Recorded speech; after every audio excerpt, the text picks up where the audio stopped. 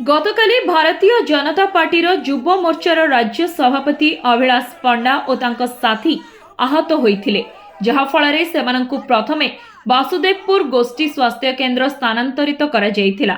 सेठी अवस्था गुरुतर हेबारु 4 जनंकु SCB medical रो casualty रे भर्ती करा जायथिला।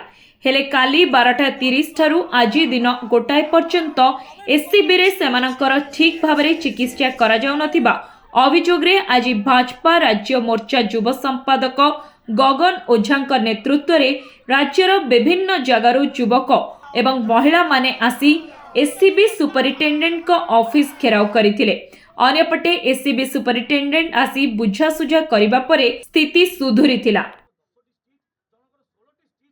आमे समस्त राति 12 आज पर्यंत एससीबी मेडिकल अच्छु एवं आम जिलार सभापति उपस्थित अच्छा। जनकर 12टी स्टिच पड़ी, आउ जनक पछ मुंडे 16टी स्टिच पड़ी, आउ जनकर कानर रक्त बाहर भूमिटिंग हो 4-5 जन पिलांकर एबे पर्यंत आज्ञा सीटी स्कान व्यवस्था करागलानी। मु पचारिया चाहूँगी ए जिला प्रशासन अधिकारी तथा एससीबी प्रशासनिक अधिकारी को सी कहार चापग्रस्त हो आमर चिकित्सा करूना ना तांकर आंतरिकता इच्छा नहीं भारतीय जनता पार्टी युव मोर्चार सभापति चिकित्सा अवहेला करने चिंता करुँच।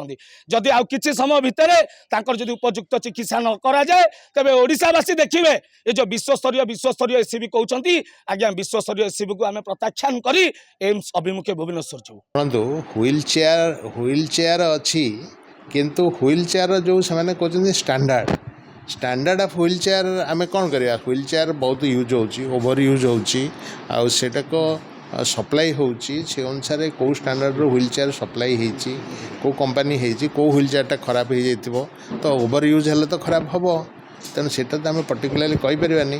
तो wheel chair is there may be that जो पर्सन जो व्हील चेयरटा नवा कथा आनिबा कथा से लोक अभाव थी कहीं जेहेतु अधिक पेसेंट अच्छा तो किछटा अभाव थाई पारे। बट एटा यही क्षेत्र में विशेष किसी आम अभियोगर सत्यता उपलब्धि करूनु कहीं ना एथरे कौन सी अवहेला करा जाई नहीं। तेणु आपण अधिक स्टिच हेलार माने नुहे जे सेटा अधिक सीरियस एटा भी भाविबा उचित नुह। आउ सीटी स्कैन जोठी आवश्यक सेठी निश्चित करा जिवो काहाकू किछि माने पात्र अंतर बा ये करा जिवार संभावना है। कटकरू विश्वजित नायक का रिपोर्ट, धरित्री लाइव।